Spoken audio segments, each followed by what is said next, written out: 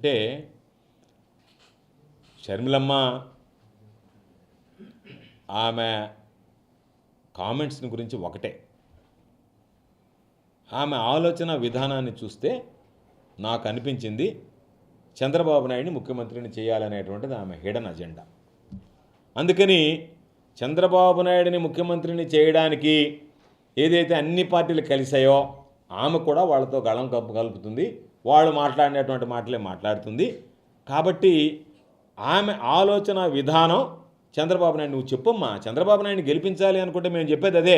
చంద్రబాబు నాయుడిని గెలిపించాలి అనుకుంటే నేరుగా చంద్రబాబు నాయుడుతో నువ్వు జతకట్టు, ఇబ్బంది ఏం లేదు. ఇప్పుడు ఏ విధంగా అయితే బీజేపీలో ఉంటే పురంధరేశ్వరమ్మ జతకట్టు ఉంది, మళ్ళీ బీజేపీ ఏమో మాకు అలయన్స్ లేదు, ఇంతవరకు ఏం కుదరలేదంటుంది. అంటే మీరు అలయన్స్ లేదన్నా ఆయనతో జతకట్టేస్తే మీరందరూ మరొక పురంధరేశ్వరలాగా ఈరోజు షర్మిలమ్మ కాంగ్రెస్ పార్టీకి సంబంధించి ఈ రాష్ట్రంలో తయారైంది.